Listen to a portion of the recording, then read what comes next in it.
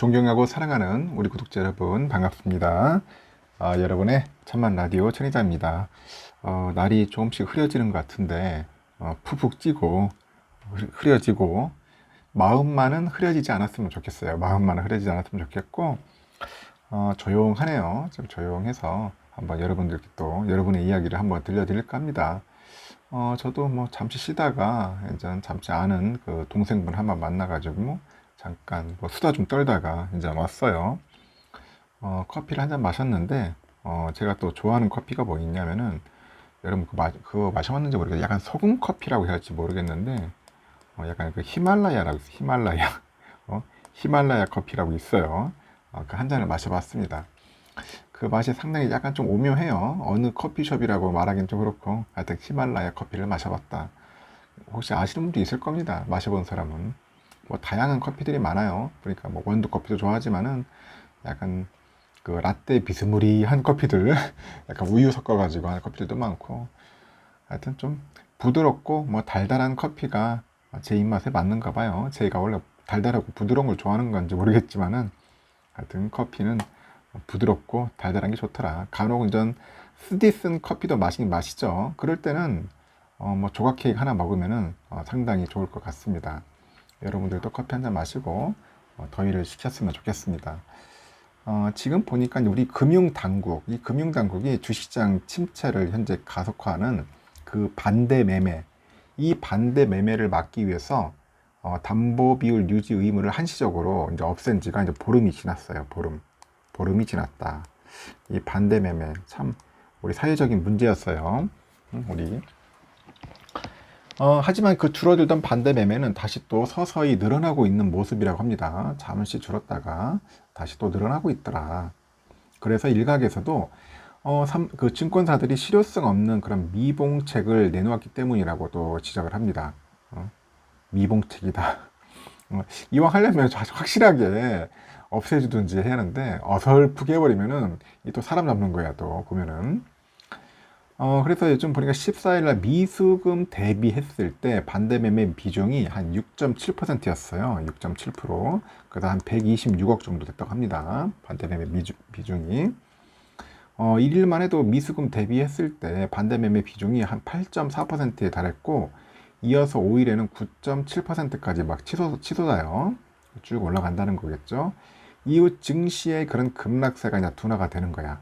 급락세가 둔화가 되고, 그 증권사들이 반대매매 담보 비율 유지 의무를 소폭 완화합니다. 완화해가지고 그 미수금 대비 그 반대매매 비중은 한 5% 수준으로 이제 내려와요. 내려오면서 일단은 좀 안정화될 듯 한가요? 근데 13일부터 우리 다시 또 6% 후반대로 올라가는 거야. 6% 후반대로 다시 또 올라서더라. 반대매매가 상당히 좀 아이러니하죠. 그 반대 매매란 게 뭐냐? 그 투자자가 이제 신용융자, 이 신용융자를 통해 가지고 주식을 매입을 해요. 주식을 매입한 뒤에 그 약정한 기간 내에 갚지 못할 경우에 이제 투자자의 의사와 무관하게요. 주식을 강제로 일괄 매도 처리합니다. 강제로 일괄 매도 처분하는 그런 방법이에요. 일단 방식이라고 모르겠는데 하여튼 그런 반대 매매인데 이 문제가 뭐냐? 연쇄 하락으로 이어질 수 있는 거야. 연쇄 하락. 계속 하락하는 거야, 아마. 미치는 거지. 여러분들 그 연쇄 하락 한 3번 정도 두드려 맞으면은 정신 못 차리죠. 특히 뭐 하한가 3번이면 골로 갈 수 있겠지만은 하여튼 하락되면은 참 힘들어요. 그래서 주가가 이제 내리면서 반대 매매가 이제 늘어나고 이제 손실을 최소화하려고 이제 손절매에 나서는 이제 기관 물량도 이제 풀리는 거죠. 물량이 막 풀리기 시작하죠. 그러니까 결국 뭐냐, 이게 하락이 하락을 부르는 거야. 하락이 하락을 부르다 보니까 이제 패닉장으로 가는 거죠. 패닉장. 그래 금융당국이 그래서 지난 1일에 금융시장 그 합동점검 회의를 열어요. 그래가지고 증권사 그 담보 비율의 그 유지 의무를 면제하기로 한 건 역시 이 같은 약간 변동성의 확대를 막기 위해서 한 조치인 겁니다. 실제 당국은 그 지난 2020년 3월에 코로나 그 유행 직후죠. 이 같은 조치를 낸 적도 있는데 다만 그 당시 주식시장이 반등에 성공해가지고 뭐 이 조치는 큰 효력을 보지 못했어. 하다 보니까 또 주가가 오르는 거야. 코로나 때는. 그 당국이 면제 카드를 빼들어서 이제 교보증권을 시작해서 중형급 증권사들이 나섰어요. 그 8일날 미래에셋, 뭐 삼성, NH투자증권, 하여튼 이런 대형사들도 반대매매 완화 조치안을 내놓았습니다. 그 대다수가 담보비율 120에서 130% 이상인 경우에 한해서 이제 1일간 반대매매를 유예한다는 게 공통적인 내용이었고, 그 담보 유지 비율을 낮춘 게 아니라 담보 비율 10에서 20%포인트 부족한 계좌에 한해서 반대 매매를 하루 유예하는 것이다. 하루 유예. 그 증권가에서도 실효성이 없다는 지적이 나오고 있고요. 그 대형 증권사 관계자도 중형사가 먼저 조치를 내놓았고, 대형사들은 내부에서 경우의 수를 따지고 있는 사이에 당국에서 대형사들도 빠르게 참여해 주길 바란다는 그런 압박이 들어온 것으로 이제 알고 있다고 언급을 하더라고요. 뭐 사실상 뭐 대동소이한 방식으로 보여주기식 조치를 한 것 아니냐, 그렇게 평가를 합니다.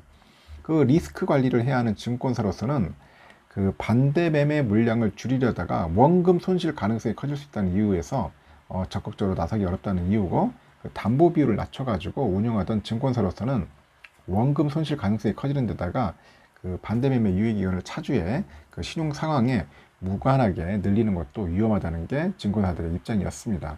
그래서 나름의 그 법칙을 변칙이 아니라 변칙을 제시한 회사도 있더라고요. 그 미래에셋은 담보 유지 비율을 130%로 낮추면서 지점 협의 이자율 등록 계좌는 제외를 합니다.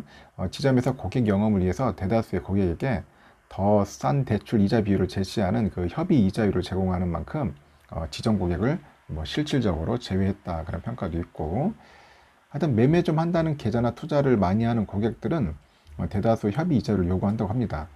지점 관리하는 계좌 중 한 60에서 70%는 협의 이자율을 쓰고 있는데, 이를 제외하니까 혼란이 가중된 상태다, 그렇게 언급을 하네요. 그래서 협의 이자율은 개별 적용권으로 일괄 적용 대상이 아니라서 뭐 제외했다는 그런 입장을 낸 데도 있어요. 하여튼 그 반대 매매 유예 조치가 효과를 거두려면 결국 증시의 변동성이 줄어야 합니다. 줄여야 한다고 지적을 하는데, 반대 매매를 하루 유예한 동안에 자금 조달을 하는 투자자들도 있는 만큼 아주 뭐 실효성이 없다고 볼 수는 없지만은, 문제는 하루가 지난 뒤 주가가 더 하락해 가지고 손실이 더 커질 수 있는 상황이라는 거라죠. 그래서 뭐 확실하게 좀 더 보완을 해가지고 조치를 해야 하지 않나 하는 생각이 들어요. 반대 매매 관련된 이야기가 있어서 여러분들이 잠시 하고, 또 여러분들의 이야기를 잠시 보면은 형식 꾸준하게 이렇게 모으시는 분이 있어. 우리 사루비아님 같은 경우에는 상당히 꾸준하게 하시는 분이에요. 하루도 안 빠지고 꼭꼭 댓글도 달아주시고 활동도 해주시는 분인데, 상당히 성실한 분인 것 같아요. 본업도 열심히 하시고 틈날 때마다 전 회장의 방송을 좀 관심 있게 들어주시는 분이서 제가 항상 늘 영광으로 보고 있어요. 영광 생각하고 있고, 이분도 보니까 주식한 지가 작년 7월 달 정도 되는가 봅니다. 이때 작년 7월 정도 이제 시작을 하신 거야. 시작을 해가지고 벌써 딱 1년 됐답니다. 와, 진짜 1년이라는 시간이 이렇게 또 후딱 지나갈 줄 몰랐어요. 같이 1년 동안 열심히 했지. 솔직히 열심히 하셨어. 했는데 아직은 보통 주가 72,300원 정도 되는가 봐요. 1년 정도 하셨는데, 우선주도 한 68,300원 정도 이제 내려갔고, 5만원대의 입주는 정말 좋은 기회라고 생각을 한다고 합니다. 왜냐, 이제 우리 사루비아님 같이 이제 한 8만 전자나 7만 전자 때 들어오신 분들은 상당히 그걸 느낄 거야. 체감을 할 거야. 야, 지금 5만 전자는 상당히 매력이 있겠구나 하는 것을 한번 제대로 이제 학습하신 거지. 경험하신 거니까. 그래서 삼성전자 동지로서의 아주 멋진 분이네요. 멋진 분이야. 경험 내공도 많이 쌓으실 거예요. 1년 정도 같이 했으면은 본인이 알아서 잘 투자하시는 자주 주도의 그 투자자겠죠. 자주 주도. 자기 스스로 알아서 투자하는 그런 멋진 여성분이라고 생각이 듭니다. 항상 뭐 늘 힘들고 어려운 시기는 누구나 다 오게 되어 있어요. 다 겪게 되어 있습니다. 그 어려운 시기를 우리가 슬기롭게 현명하게 극복을 해야지, 거기에서 우리가 이제 쓰러지거나 말 그대로 좌절해버리거나 굴복해버리면은 두 번 다시 이제 힘들어집니다. 뭐 열정도 사라지고 의욕도 사라지고, 항상 또 이제 거기에 대한 이제 실패에 대한 그 강박관념이라고 할지 모르겠지만, 하여튼 그런 여러 가지 정신적인 스트레스로 해서 짓눌려 가지고 사람이 투자커녕 이제 뭐 쳐다보지도 않을 겁니다. 근데 그걸 극복한 사람들은 한 2배, 3배, 한 10배 이상의 그런 강한 자신감도 생길 겁니다. 강한 자신감도 생기고, 앞으로 더 큰 쓰나미가 오더라도 이겨낼 수 있으리라 봐요.